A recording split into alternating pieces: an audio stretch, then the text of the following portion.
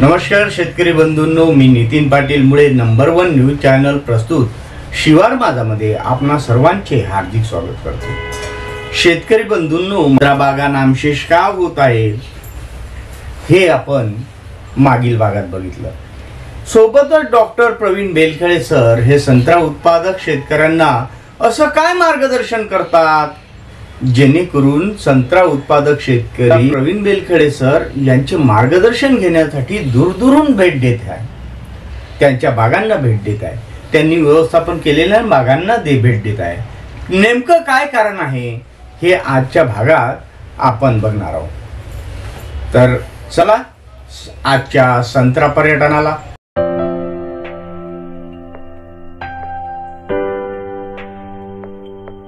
शेतकरी बंधूंनो, मी नितीन पाटील मुळे number 1 news channel प्रस्तुत शिवार माझामध्ये आपणा सर्वांचं हार्दिक स्वागत करतो। आपण नेहमीच वेगवेगळे व्हिडिओ घेऊन आपल्यासमोर येत असतो।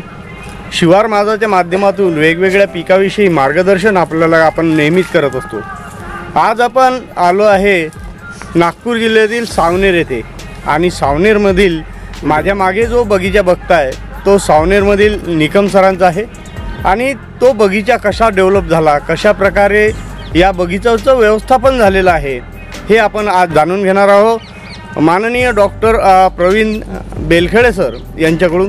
कारण हे महाराष्ट्रामध्ये बऱ्याच शेतकऱ्यांच्या शेतामध्ये जाऊन त्यांना मार्गदर्शन करतात आणि कशा प्रकारे संत्रा उत्पादन मध्ये आपण अग्रेसर होऊ शकतो, संत्रा उत्पादनामध्ये ज्या अडचणी आहेत त्या कशा दूर करता येऊ शकतात ह्याचं सर्व मार्गदर्शन डॉक्टर बेलखेडे सर करत असतात।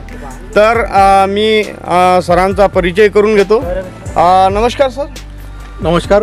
आणि आपल्यासोबत इतर शेतकरी बांधवसुद्धा आहेत, खास करून नांदेड भागामधून म्हणजे हिंगोली नांदेड या भागातील काही शेतकरी आपल्यासोबत इथे स्पेशली बाग पाहायला आलेले आहे आणि विशेष म्हणजे ते सर्व संत्रा उत्पादक शेतकरी आहे। आपण प्रत्येकासोबत चर्चा तर करणारच आहोत, पण त्याचबरोबर डॉक्टर प्रवीण बेलखेडे सर यांची सुद्धा प्रतिक्रिया आपण जाणून घेणार आहोत। प्रथम आपण प्रवीण बेलखेडे सर यांचा परिचय जाणून घेऊ। नमस्कार, मी प्रवीण बेलखेडे मोर्शी। मी संत्रा बागेसाठी वेगवेगळ्या भागात संत्रा मार्गदर्शन करत असतो। तसंच आपण आज जे आलो आहे या बागेत हे सावनेर तालुक्यातील उमरी गावामध्ये शैलेश निकम यांचं 5,000 झाडांचा एक प्लॉट आहे। विशेष म्हणजे ह्या भागाचा एक आपण त्याच्या अगोदर पण गावरान 90वर एक व्हिडिओ टाकला होता। दुसऱ्या वर्षी इथं आपण मृगबहार घेतला होता। आज या वर्षात बागेचं वय आहे 4 वर्ष आणि 4 वर्षात आपण आंब्या बहार आणि मृगबहार या जागेवर आज आपण 250 टन आंब्याची तोड चालूच आहे। सध्या आळावर आंब्या आहेत, 250 टन आंब्या आहे आणि 400 टन मिरग पण याच्यावर ऑलरेडी आजच्या तारखेत तयार आहे। वय वर्ष आहे फक्त 4 वर्ष। 4 वर्षात आपण दोन्ही बहाराचं नियोजन केलेलं आहे आणि लागणीवळीपासून आपण या आपल्याला नियोजन केलेलं आहे। याच्यात विशेष म्हणजे या बागेला 0 कल्टिवेशन आहे, कोणत्याही प्रकारची वखरणी नांगरणी अजिबात नाही आहे। तरी हा बगीचा पाहा तुम्ही काळा क्षार आहे आणि याचं नियोजन म्हणजे असं का झाड लावताना आपण याला फार मोठे खड्डे केले नाही, झाडाची वर लागवड केली। दुसरी गोष्ट याला झाड लागवलीपासून डेली फर्टिगेशन आपण म्हणजे फर्टिगेशन चालू केलेलं आहे। झाड वर लागवड केलेली आहे आणि खताचं बिलकुल मोजून मापून याचं आपण नियोजन करतो आहे। सर्वात पहिले आपण जागेची निवड करताना नवीन जर आपल्याला फळबाग लावायची असेल तर जागेची निवड सर्वात महत्त्वाची आहे। आता ही जागा अतियोग्य जागा आहे म्हणून या जागेची आपण निवड केली। नंतर याचं अंतर जे घेतलं आहे आपण 10 बाय 20, त्याही नंतर आपण जे नर्सरी घेतली त्यासाठी ते जंभीरीच्या खुंटावरली आणि सिलेक्टेड ज्याचे जे मातृवृक्ष आहेत त्या मातृवृक्षातून आपण त्याचे बर्ड्स आणून हे पनेरी तयार केलेली आहे। आणि एवढं करताना आपण काय केलं का याचं प्रत्येक नियोजन त्या हिशोबाने केलं आणि दुसऱ्या वर्षीच पहिला बहार घेतला। आज या झाडाची वय 4 वर्ष आहे पण हे 8 वर्षासारखे तुम्हाला झाडं दिसते आहे, म्हणून याचं नियोजन हे सर्वात महत्त्वाचं आहे। नियोजन करताना सर्वात महत्त्वाची जमीन जर विचार केला तर मध्यम ते भारी जमिनीचा जास्त आपण वापर करतो। इथं जर विचार केला तर आपण जास्तीत जास्त खडकाळ आणि गोटारी जमीन दिसते। पहाडपट्टीचा फॉरेस्टचा भाग हा आहे, तर त्या जमिनीमध्ये सुद्धा एवढ्या चांगल्या प्रकारे संत्रा कसा येऊ शकतो? त्यांनी नियोजन हा महत्त्वाचा कन्सेप्ट। जमिनीला संत्रा झाडाला खाद्य महत्त्वाचं आहे आणि स्प्रे शेड्यूल, ज्याचं खाद्य आणि स्प्रे शेड्यूल चांगलं आहे तिथं हा चमत्कार होऊ शकतेच. आता यावर्षी एवढी फळगळ आहे चालू आहे, एवढा कल्ला चालू आहे, पण इथं तुम्हाला एक पान पण पिवळं दिसत नाही आहे. आणि संत्र, मृग आणि आंब्यात दोन्ही बहार एकाच वेळेस ऑलरेडी सर्व झाडावर दिसत आहेत. बरं, आम्ही बऱ्याच शेतकऱ्यांसोबत चर्चा करतो, जेव्हा मृग आणि दोन बहार घेतात तर झाडं हे कमजोर होतात असं बऱ्याच शेतकऱ्याची तक्रारी राहतात. बरोबर आहे. या संदर्भात काय सांगा? बरोबर आहे सर. तर झाडं कमजोर होण्याचं कारण असं आहे का मृग बहाराचे फळं झाडावर भरपूर प्रमाणात येतात आणि आपण त्याला जेवण हे कमी देतो आहे. म्हणून तुम्हाला त्याचं एक कॅल्क्युलेशन काढता आलं पाहिजे की 1 किलो संत्रा किंवा मोसंबी किंवा निंबू हे जर तुम्हाला बनवायचं असेल तर ते किती NPK लागते आणि किती मायक्रोन्यूट्रन लागते याचं जर तुम्हाला माहीत असेल तर तुम्ही तेवढं त्याला खाद्य देऊ शकता. आता त्याच्यावर 2 बहार आहे, पण त्या हिशोबाने आपण त्याला खाद्य दिलेलं आहे. स्फुरद, पालाश, नायट्रोजन आणि मायक्रोन्यूट्रन हे त्या हिशोबाने आपण दिलेलं आहे. म्हणून 2 बहार घेऊनही या झाडाचं काहीही बघितलं नाही. विशेष म्हणजे सर्व शेतकऱ्यांचं असं, मी ज्यावेळेस या बगीचाचा 2 वर्षात बहार घेतला, असा मृग बहार घेतला असा व्हिडिओ टाकला, त्यावेळेस सर्वांचे कॉमेंट्स अशा आल्या का हे झाडं खराब होणार आहे. पण आज रोजी एकही झाड तर सोडा, एक पान पण या झाडाचं खराब दिसत नाही. आणि आंब्या आणि मृग दोन्ही बहार त्या बहारावर ऑलरेडी आज तयार आहे. नेमकं आपण व्यवस्थापन म्हटलं तर शेतकरी हा जेव्हा लागवड करतो व्यवस्थापनाविषयी बरीच काही माहिती ही शेतकऱ्याला नेहमीच असते. पण असं काय वेगळं व्यवस्थापन आहे की जे जनरल शेतकरी आणि या शेतकऱ्यांमध्ये डिफरन्स आहे आणि त्याचं आपल्याला फळ इथे दिसतंय? पहिली गोष्ट तर आपण झिरो कल्टिवेशन करतो, त्यामुळे झाडाच्या मुळा अजिबात डिस्टर्ब होत नाही, खराब होत नाही. आणि बहार येण्याच्या 15 दिवस अगोदर आपण NPK टाकतो त्याला, म्हणजे N नाही P आणि K टाकतो. स्फुरद आणि पालाश हा संत्र्याला फुलं येण्याच्या, पाणी देण्याच्या 20 दिवस अगोदर टाकतो. म्हणजे तो अवेलेबल फॉर्ममध्ये यासाठी त्याला 20 दिवस लागते. आणि 20 दिवस झाल्यानंतर पाणी जर दिलं आपण आणि मग पाणी दिल्यानंतर आपण दुसऱ्या पाण्याच्या वेळेस त्याला नायट्रोजन देतो, म्हणजे तीनही जे आहे कंटेंट हे सारखे वर जाते. त्याच्यामुळं पानाचे टोमॅटो जाळे येते, नवती चांगली येते, त्याच्यावर रोग पण कमी येते आणि हे सर्व नियोजन त्यामुळं शक्य आहे. बऱ्याच ठिकाणी आपण जर सांगताय की झिरो कल्टिवेशन, पण बरेच शेतकरी कल्टिवेशनपेक्षा एक पिकाचं नुकसान होते या दृष्टिकोनातून झिरो कल्टिवेशन करायला तयार होत नाही. परंतु या झिरो कल्टिवेशनचा काय बेनिफिट या संत्रा बागेला होईल? म्हणजे संत्रा बागेची जी मुळं आहे वरच्या 10 ते 12 इंचातच आहे, पण थेक्यात जर आपण पंजी किंवा रोटावेटर किंवा बाकी कोणतंही कल्टिवेशन जर केलं तर त्याच्या मुळं तुटून जातात आणि त्याच्याचमुळं तुमच्या झाडात फायटोप्थोरा येऊन तुमची बाग खराब व्हायला सुरुवात होते. इथं पहा तुम्ही, आपण पहिल्या वर्षापासूनच इथं झिरो कल्टिवेशन आहे. फांदी तर सोडा, आता डायबॅगनं यावर्षी सर्व पूर्ण महाराष्ट्रात त्रस्त आहे, पण इथं एक पानसुद्धा डायबॅगचं दिसत नाही तुम्हाला. म्हणून झिरो कल्टिवेशन हा कन्सेप्ट संत्रा झाडासाठी महत्त्वाचा आहे. दुसरी गोष्ट, संत्र्याच्या मुळा ज्या आहे ह्या वरच्या 10 ते 12 इंचात असते आणि आपण काय करतो, दरवर्षी त्याला रोटावेटर करतो, म्हणजे मुळा तोडत असतो. पण इथं मुळाच न तुटत मग त्याला हवा, पावसाळ्यात हवा भेटासाठी आपण काय करतो का त्याला कल्टिवेशन न केल्यामुळं मुळं आपली जागा पलटून वरच्या 6 इंचात, वरच्या 6 इंच लेअरमध्ये येतात. म्हणजे त्याला 12 महिने इअरेशन चांगलं होते आणि वापसा चांगला भेटते, त्यामुळं अन्नद्रव्याचा पुरवठा झाले चांगला होते. निश्चितच. त्यानंतर एक महत्त्वाचा प्रश्न आहे की बऱ्याच ठिकाणी आपण आता 3-4 प्लॉट पाहत आलो तर या बऱ्याच ठिकाणी फरक एक जाणवतो की कुठे छाटणी केलेली आणि बिगर छाटणी यामध्ये काय फरक राहतो? नाही, मी तर म्हणतो लहान झाडं छाटणी करूच नका. झाडं येणं सुरू झाले म्हणजे मग छाटणी करत चला त्याला वरतून कटिंग. नेमकं शेतकरी काय करते का पहिल्या 5 वर्षात भरपूर बेळा कटिंग करतात आणि नंतर त्याला कटिंगच करत नाही. म्हणून पहिले जे 5 वर्ष आहे त्यावेळेस त्याला कटिंग करू नका. जास्त जे उभाट वाळायला चालले तर त्यावेळेस बेंडिंग करा, पण कटिंग करूच नका. निश्चितच. त्यानंतर महत्त्वाचा हा प्रश्न आहे की आपण जे आतापर्यंत बरीच झाडं बघितली, या बगीच्यामध्ये जर बघितलं तर 1 फुटाच्या वरपासून ब्रँचिंग आपल्याला जाणवते.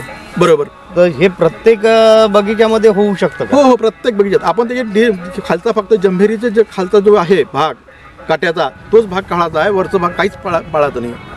त्याच्यामुळं काय होतं का खालून ब्रँचिंग झाड घेऊन झाडाचं डेव्हलपमेंट चांगल्या प्रकारे होतं. मग हा प्रकार जो आहे आंतरमशागत घेताना घेतलं नाही म्हणून अंतर मशागत न घेतल्यामुळेही तो खालून ब्रांचेस चांगल्या करतो. नाही तर अंतर कल्टिवेशन जर त्याच्यात घेतलं आणि अंतर जास्त मशागत केली, त्याच्यात दुसऱ्या आंतरपिकं जर घेतले आपण तर झाड उभाट वाढते. म्हणून त्याच्यात पहिल्या वर्षीपासूनच झाडात उत्पन्न घेऊच नाही. आणि सर्वात महत्त्वाचे काही प्रश्न शेतकऱ्या बांधवांकडून येत असते, त्यातला सर्वात महत्त्वाचा प्रश्न आहे ते की काही शेतकरी बांधवांचे जे फळं आहे, फळाचा आकार हा लहान असतो. मध्यंतरी आपण 2-3 बगीचे बघितले, त्याच्या या अगोदरचा आपण बगीचा बघितला, त्याचा फळाचा आकार खूप मोठा होता आणि विशेष म्हणजे फळात गोडवा पण तेवढा निर्माण झाला होता. बरोबर. तर बऱ्याच ठिकाणी तो गोडवा निर्माण होत नाही, याचे काय कारण? आता सर्वात महत्त्वाचं कचरा माल नसला पाहिजे. मालाचे रेट कोणते? ते आता हे छान, हे आहे 141. 141 तुमच्या 35 रुपये 36 रुपये रेट आहे. पण तुमचं जर 205 किंवा 225 किंवा 191 याले रेट फक्त आज 10 रुपये 5 रुपये किलो रेट आहे. म्हणून क्वांटिटी पिकवल्यापेक्षा क्वालिटी पिकवणं महत्त्वाचं आहे. म्हणजे आकारावर तुमचं फळाचं मार्केटिंग डिपेंडेड आहे. तर आकार चांगला असेल तर चांगले पैसे. आणि जर क्वालिटी म्हटलं तर आपण जे चव जर म्हटली तर चवीवर काय नाही, संत्रा चव हे महत्त्वाचं नसते. पहिले तर कोणी खाऊन पाहत नाही. सर्वात पहिले तर आपण डोळ्यानं कोणतंही फळ खात असतो. नंतर घेतल्यानंतर त्याचा चवीस डिपेंड. चवीवर जास्त काही रेटमध्ये फरक पडत नाही, पण साईजवर फरक नेमकं पडतो. आजची रेट 35-36 रुपये रेट आहे, पण कोणाचे आहे 196, 141, 71 याले रेट आहे 36 रुपये आणि 205ला रेट आहे 5 रुपये. म्हणजे आपण पिकवतो काय? म्हणून एका साईजचे आणि क्वालिटीचे फळं जर घ्यायचे असेल तर आंब्या बहार आणि मृगबहार दोन्ही बहार घ्या. दोन्ही बहार म्हणजे एकदम अति आले नाही पाहिजे, पतले बरोबर घ्या. फळाची साईज भेटेल आणि उत्पन्न चांगलं भेटेल आणि मार्केट पण रेट पण भेटेल त्याला. जर आता विचार जर केला आपण, आता तुम्ही 36 रुपये 35 रुपये जे रेट सांगताय, या दृष्टिकोनातून आलेलं खर्च आणि निघालेलं उत्पन्न याचा ताळमेळ बसतो का? हो, बसतो 100% बसतो. पण क्वालिटी पसंत तुम्ही 205 आणि 191 आणि 225 जर असेल तर तुमचं कितीही उत्पन्न आलं तर तुमचं ते त्याच्यात बसू शकत नाही. हे झालं 225 याला 3 रुपये किलो रेट, 4 रुपये किलो रेट.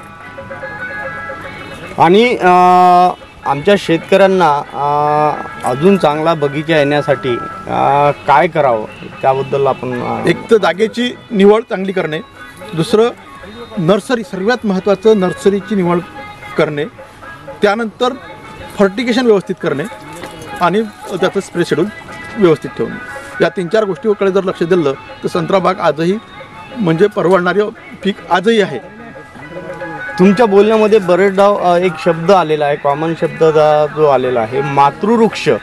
जे रोपं तुम्ही लावले पाहिजे, हा नेमका प्रकार काय? हां, मातृवृक्ष म्हणजे तुमचं त्या मातृवृक्षाची पहिले जोपासना करणं महत्त्वाचं आहे. चांगल्या क्वालिटीचे ज्या झाडावर 2-3 वर्ष चांगले फळं येते, त्याच्यात फायटोप्थोरा नाही आहे, रोगग्रस्त झाडं नाही आहे, त्याच्याच तुमचे बर्ड्स काढून त्याला लावले गेले पाहिजे.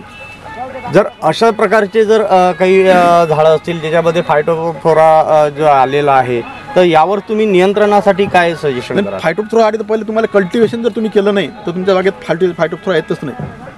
आणि आला तर मग त्यासाठी तुम्हाला बऱ्याचशा आहे, पण त्याचे रिझल्ट पाहिजे तसे काही येत नाही. म्हणून पहिले आलाच नाही पाहिजे. पहिल्या वर्षापासून त्याला त्याच्यात ट्रॅक्टर टाकूच नका, म्हणजे तुमच्या बागेत फायटोप्थोरा येणारच नाही. आम्ही असं समजू का डॉक्टर प्रवीण बेलखेडे सर यांच्याजवळ एक खास फॉर्म्युला आहे, ते आमच्या शेतकऱ्यांपर्यंत येण्यासाठी डॉक्टर बेलखेडे सर यांना भेटल्यानंतरच त्याचा फायदा होईल, असा काही फॉर्म्युला आपल्याकडे वेगळा? असा काही वेगळा फॉर्म्युला नाही आहे, पण तरी पहिल्यापासून वर्षापासून जर आपल्या हिशोबानं प्रॅक्टिकली तुम्ही सर्व काही केलं तर तुमची बाग चांगली राहील, निरोगी राहील आणि चांगले उत्पन्न देईल याची मी हमी देतो. जर आता जसे नांदेडमधून शेतकरी आले, महाराष्ट्रातून बऱ्याच ठिकाणचे शेतकरी आपल्यापर्यंत येतात, जर अशा काही ग्रामीण भागातील शेतकऱ्यांना जर तुम्हाला भेटायचं असेल तर त्यांनी कशा प्रकारे तुमच्यापर्यंत ते मला कॉल करा आणि त्याचा शेतकऱ्याचा ग्रुप जर असेल तर आपण त्यांना फ्री तिथं आले येऊन त्यांना मार्गदर्शन करू शकतो, पण त्याचा मोठा ग्रुप पाहिजे. दुसरी गोष्ट, आपले हे पांडुरंगाचे रामनाथ भाऊ जे आहे ते मोठे शेतकरी, यांच्याकडे 400 टन आंब्या आहे. हे माझ्याकडे 7-8 वर्षापासून जुळलेले आहे. यांना पण आपण त्या हिशोबाने विचारू शकता. धन्यवाद सर. पुन्हा एकदा आपला नंबर शेतकऱ्यांसाठी. माझं नाव प्रवीण बेलखेडे, माझा मोबाईल नंबर आहे 94 275 224. धन्यवाद सर. नमस्कार सर. नमस्कार. सर्वप्रथम मी आपला परिचय जाणून घेऊ इच्छितो. रामनाथ सांबारे, पांडुरंग.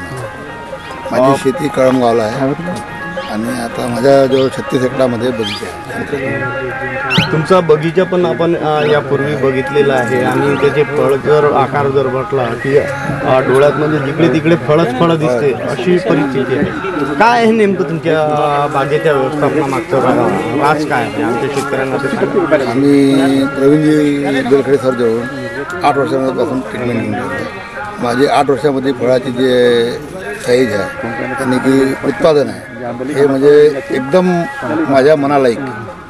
आणि बहुतसे कास्तकार जे मला विचारते का रामनाथ भाऊ तुम्ही काय टाकता, मी सरांचं नाव सजेस्ट करतो. आणि त्यामुळं नो कल्टिवेशन आहे माझ्या शेतामध्ये. 8 वर्षापासून माझ्या शेतामध्ये कोणीच कल्टिवेटर केले नाही. फळाच्या साईज आता तुम्ही बघितला आहे, मंडळींनाही बघितलं आहे. बाकी तर नियोजन सराजवरून सर्व शेतकरी आता तुमच्या गावामध्ये जर विचार केला कळमगावमध्ये तर मी एकटे शेतकरी नाही की जे संत्र्याचे उत्पादक शेतकरी आहे, इतर शेतकरी पण आहे. इतर शेतकऱ्यामध्ये तुमचं असं वेगळे पण काय आहे की ज्याच्यामुळे तुमचा बाग इतर शेतकऱ्यांपेक्षा हर साल येते आणि हर साल 400-500 टन माल राहते. असं काही आहे का इतर जे शेतकरी आहे ते खर्च कमी करतात हो वस्तूच आहे, ऐकत नाही. कोणाचे बी जसं आपण सजेशन देतो तर लोक कल्टिवेटर टाकून आंतरपीक घेण्याचा प्रयत्न करतात हरसा. त्यामुळे संत्र्याची झाड खराब होते. बरं, मी काही प्रश्न विचारतो ते इतर शेतकरी आणि तुमच्या याच्यामध्ये काय फरक. जसं आता तुम्ही पाणी व्यवस्थापन कशा प्रकारे करता आणि इतर शेतकरी तुमच्या गावामध्ये कशा प्रकारे करतात. आमचं पाणी व्यवस्थापन ड्रीपद्वारेच आहे पूर्ण. सर्व सारखं पाणी व्यवस्थापन सारखं करता, जमीन तुमची सारखी. बाकी लोक पाणी आपले पट पाणी बोलते, याचं मधातून दांड करून पाणी बोलते, आपण तसं नाही. आणि रोगराई आल्यानंतर काही फवारणी वगैरे तुम्ही. फवारणी करीबन 1 महिन्याच्या नंतर एक वेळा चालू राहते आपला फळ तुटतपर्यंत. आणि फळ तुटल्यानंतर मग फळ नवीन आल्यानंतर मग नवीन ट्रीटमेंट चालू होते. आपण तुमच्या बागेमध्ये एक वैशिष्ट्य असंही बघितलं की बऱ्याच ठिकाणी शेतकऱ्यांचा एक प्रश्न असतो की झाडाखाली बरेच फळं गळलेले असतात आणि काही ठिकाणी बऱ्याच ठिकाणी गळलेले राहतात. पण आपल्या बागेत एवढे भरभरून फळं आहेत आणि त्याला झटकलं तरी फळं पडले नाही. त्याचं नेमकं काय कारण सांगू शकतो. याच्यावर तसं नियोजनाचं आहे. तुम्ही ट्रीटमेंट जे करतो आपण त्याचा फरक आहे. आणि खात आणि डिंकी वगैरे जे नियोजन आपण त्याच्यात फायदा होता. धन्यवाद सर. तुम्ही आमच्या शेतकऱ्यांना तुम्हाला काहीतरी सांगावचं आहे की जेणेकरून आमचे शेतकरी सुद्धा त्या मार्गात व्यवस्थापन केलं पाहिजे असं तुम्हाला वाटतं. संत्रा उत्पादन सगळ्यात चांगली ही आपली पद्धत आहे आणि याच्यात शेतकऱ्याला सामोरे यासाठी सगळ्यात म्हणजे हे आहे ग्रोथ आहे. आणि या संत्र्यामुळं शेतकरी स्वावलंबी म्हणजे मजबूत होऊ शकतो. धन्यवाद. यांना विक्रीसाठी आणि तयारी मतलब फळ तयार करायला काही म्हणजे टेन्शन नाही आहे. सिर्फ आपले एक पद्धतशीर प्रमाणे आपण याचं नियोजन केलं तर 100% संत्र्यामध्ये भरपूर मुनाफा आहे. माझ्या शेतीमध्ये हर साल 1 ते 1.25 करोड रुपयाचा माल येतो. आणि जर आता तुम्ही 1 साल जर 1 ते 1.25 करोड रुपयाचा माल हे येत आहे, निव्वळ उत्पन्न आहे की त्याच्यामध्ये खर्च आपण किती पकडू शकतो. त्याच्यामध्ये खर्च कमीत कमी 25 ते 30 लाख म्हणजे निम्म्यापेक्षा कमी हा खर्च जर पकडला तरी तुम्हाला भरपूर जास्त उत्पादन तुमचं होतं.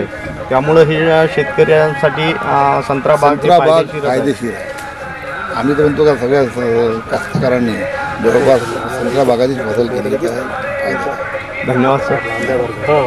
त्यानंतर आपल्यासोबत नांदेडहून काही शेतकरी जुळलेले आहे जे सकाळपासून आपल्या काही भागामध्ये अमरावती भागामध्ये वरुड मोर्शी आणि तसेच आपण आता सध्या नागपूर भागामध्ये आहोत. तर या भागामध्ये ते शेतकरी सकाळपासून आपल्यासोबत फिरत आहेत आणि त्यांनीसुद्धा तिकडे ते सर्व संत्रा उत्पादकच शेतकरी आहे. आता त्यांचे मतं जाणून घेऊया. त्यांना हा आपण जे बघितलेले बाग आहे आपल्या अमरावती विभागात किंवा नागपूर विभागातले जे संत्रा पिकं आहेत ते कशा प्रकारे वाटली. नमस्कार सर. आपला परिचय करून द्या. मी बाळू पांडुरंग सुरोशे, राहणार शिरला, तालुका औंढा, जिल्हा हिंगोली. इथून आम्ही सकाळी 11 वाजता आलेले आहेत. 11 वाजल्यापासून आता 5 वाजलेत. आत्तापर्यंत आम्ही पूर्ण बगीचे बघितले, पण विशेष काहीतरी आहे सरांकडे.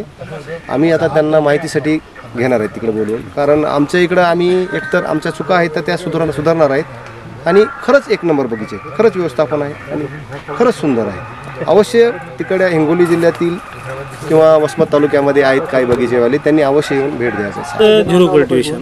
झिरो कल्टिवेशनवर सर्वात महत्त्वाचं इथं मोठं काम आहे, त्यामुळे इथं त्याचं बेनिफिट मिळाले. आमच्याकडं काय आंतरपिकं घ्यायची सवय लागलेली आहे. 5 वर्ष आमच्याकडे 5 वर्ष 6 वर्ष बी आंतरपीक घेतात, त्याच्यामुळं तर मुळं तुटतात साहेबाचं मत आलं. आता आम्ही तर प्रत्यक्षात डोळ्यानं बघितलं की झिरो कल्टिवेशनमध्ये झाडाची काय क्वालिटी आहे, झाडाची गिरनरी, झाडावर एक पान पण म्हणजे खराब नाही. एक तर काय होतं आमच्या इकडे, एक तर असं आहे की एक पारंपरिक पद्धतीने त्याच्याकडून घ्यायचं पण त्याला काही द्यायचं नाही अशी एक गैरसमज झालेला आहे. फळं त्याला आमच्या इकडे असा गैरसमज झाला की संत्र्याचं झाड म्हणजे आपल्याला फुकटच फळं देतो. ती एक आमची चूक आहे. त्याच्यामुळे आता साहेबाच्या मार्गदर्शनाखाली आम्ही ती चूक दुरुस्त करून बाकी व्यवस्थापन करणार आहे. त्याच्यामुळे कालपासून नांदेडची मंडळी मी बघतोय कंटिन्यू 5 ते 7 तासापर्यंत प्रवास करून प्रत्येक झाडाचा सर्वे करतायत, प्रत्येक झाड बघतायत. बस शेतकऱ्यांना एवढं नाही की मार्गदर्शन खूप महत्त्वाचं आहे. शेतकऱ्यामध्ये जर इंटरेस्ट असेल, शेतकऱ्यामध्ये काहीतरी नवीन करायची जिज्ञासा असेल तर निश्चितच शेतकरी आपल्या शेतामध्ये बदल घडू शकतो. आणि हेच उदाहरण आपल्याला सावनेर, वरुड, मोर्शी या भागातील शेतकऱ्यांमध्ये दिसतं. ते थांबूया, पुढे भेटूया नवीन भागात. मी नितीन पाटील मुळे, नंबर 1 न्यूज चॅनल, अमरावती. नवनवीन व्हिडिओ पाहण्यासाठी सबस्क्राईब करा आणि बेल आयकॉनला क्लिक करायला विसरू नका.